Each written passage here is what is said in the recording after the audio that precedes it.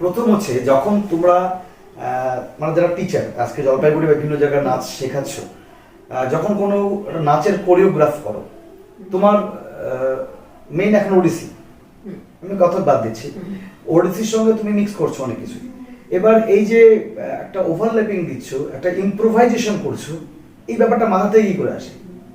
প্রথম কথা হচ্ছে যে আমি কি আমার টপিকটা মানে আমি কি করছি, আমি কি ওডিসির ওপরে কম্পোজিশন করছি, নাকি আমি রবীন্দ্রিক কোনো কম্পোজিশন করছি, নাকি আমরা যেটা ক্রিয়েটিভ ডান্স বলি সেটা সৃজনশীল নৃত্য এরকম কিছু করছি। তো দেখো, যদি ওডিসি হয় আমি সেখানে কিছুই ওভারল্যাপ করছি না, পুরোপুরি একদম গ্রামাটিক্যাল যা করছো তাই করছো। গ্রামাটিক্যালি আমরা যেটা শিখেছি সেটা, এবং ওডিসি ইটসেলফ অনেক কিছুর কম্বিনেশন। আচ্ছা, অনেক কিছুর কম্বিনেশন বলতে যে কোনো ক্লাসিক্যাল ডান্স ফর্ম সেই যেই অঞ্চল থেকে তৈরি হয়েছে সেই অঞ্চলের সমস্ত কিছু সেই তার একটা প্রকাশ সেই ফর্মটার মধ্যে রয়েছে। আচ্ছা, সেই শাস্ত্রীয় নৃত্যের মধ্যে রয়েছে। মানে ধরো আজকে যখন ওডিসি হচ্ছে, তো ওডিসি যদি আমি শুধু সঙ্গীতের কথা বলি, সংস্কৃত শ্লোক, সংস্কৃত চ্যান্টিং সেগুলো যেমন আছে, সঙ্গে সঙ্গে তো ওড়িয়া গানও তো রয়েছে, লিটারেচারটা রয়েছে, বিভিন্ন ছোট ছোট স্টোরি রয়েছে। আমার একটা খুব মজা লাগে যে দেখো গীতগোবিন্দে কৃষ্ণের জায়গা বা গীতগোবিন্দের সেন্টিমেন্ট একরকম, কিন্তু সেখানে যখন ওড়িয়া গানে আমি কৃষ্ণ রাধাকে দেখছি সে অনেক বেশি সহজ। সেখানে রাধা কৃষ্ণ ঝগড়া হয়তো বলছে যে তুমি আমার সাথে কেন এরকম করো, তুমি এখানে আসবে না। তো মানে এটা আমরা তো অনেক সময় তুমি আমার সাথে সবসময় ঝগড়া করছো, তুমি আমার সাথে কথা বলবে না, এইরকম একটা ব্যাপার। মানে অনেক বেশি লোকাল, অনেক বেশি অ্যাপ্রোচেবল, অনেক বেশি সাধারণ মানুষের মধ্যে পৌঁছে গেছে। হ্যাঁ, একটা ব্যাপার থাকে। গীত গোবিন্দের কথা যেহেতু বললে, গীত গোবিন্দ বাংলা সাহিত্যের একটা অন্যতম অংশ বলবো এটাকে। তো এখানে রাধা এবং কৃষ্ণকে না একটু দূরে রাখা হয়েছে আমাদের থেকে, মানে আমরা একটু দূরে, মানে কৃষ্ণ ভগবান, রাধা তার ভক্ত, তাদের মধ্যে কম্বিনেশনটা। whereas উড়িষ্যাতে যেটা তুমি বললে আমার মনে হয় অনেক বেশি মানবিক, অনেক বেশি পাশের বাড়ির ছেলেটি বা পাশের বাড়ির মানবিক, বা এই যে সেন্টিমেন্ট। আজকে তুমি, আমি জানি না তুমি জানো কিনা, জগন্নাথ দেবকে যেমন সবাই ভগবান বলে পুজো করে, তেমন তার সাথে একটা ভীষণ একটা বন্ধুত্ব আছে, সখ্যতা আছে, একটা বন্ধুত্ব আছে। কিছু না হলে তুমি এটা কেন করলে না, বা তুমি এটা কেন করছো, হ্যাঁ এইভাবে করে কথা বলে সবাই। মানে যেটা সে অনেক বেশি আপন, তাকে কোলে করে নিয়ে রাখা যায়, তাকে আদর করা যায়, তাকে মানে মানে সে না গোপালকে যেমন সবাই নিজের বাড়ির সন্তান বলে মানে, সেই রকম একটা জগন্নাথের প্রতি ফিলিংও আছে। তো সেটা শুধু উড়িষ্যা বলে না, উড়িষ্যা, বাংলা, আমাদের সবারই কৃষ্ণ ভক্ত, কৃষ্ণ তাদের মধ্যে থাকে। হ্যাঁ, তার এটা একটা রয়েছে। তো এই যে আমাদের সোসাইটি, আমাদের সমাজ যে জিনিসটাকে অ্যাডাপ্ট করছে, সেই অ্যাডাপ্টেশনটা ডান্সের মধ্যে রয়েছে।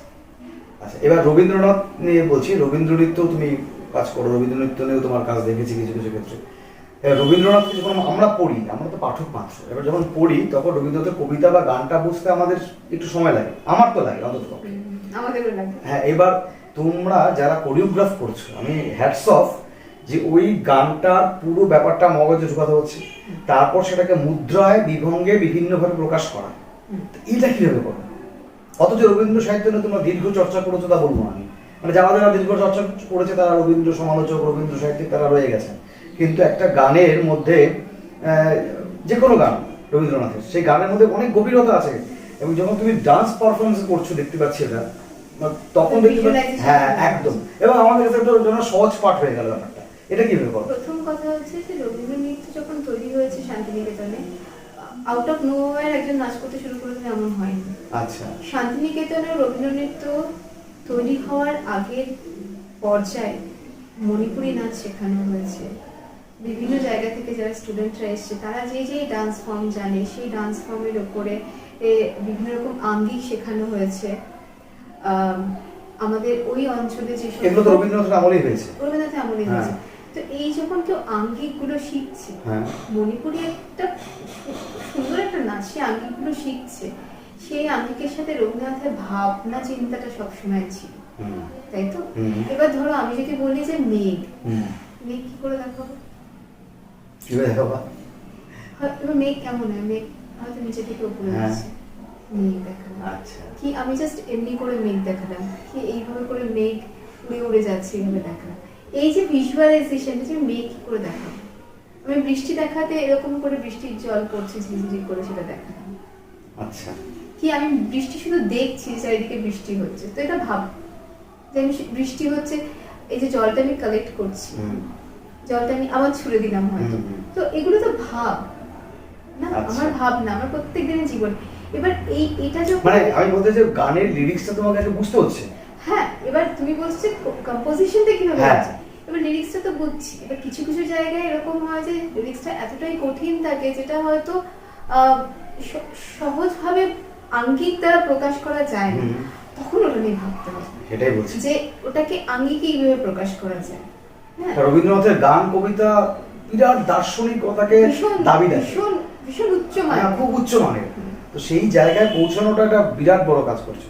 নাচ বলি আমরা হচ্ছে অভিনয়, বডি ল্যাঙ্গুয়েজ, তার পাশাপাশি আরেকটা জিনিস কাজ করে যেটা আমি তোমার ক্ষেত্রেও দেখেছি, অনেকের ক্ষেত্রে দেখেছি, চোখের একটা দারুণ কাজ থাকে।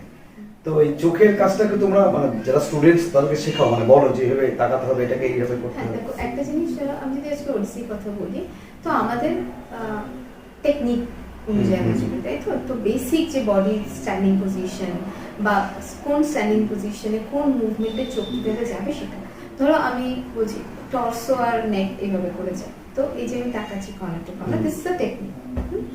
এইবার ধরো যে আমি যখন নাচে অভিনয়ের কথা বলছি, অভিনয়ে যখন আমি করব, আমি যদি অভিনয়ের মধ্যে এই মুভমেন্টে থাকে তো আমি এবার তাকাবো, বাকিটা তো অভিনয়।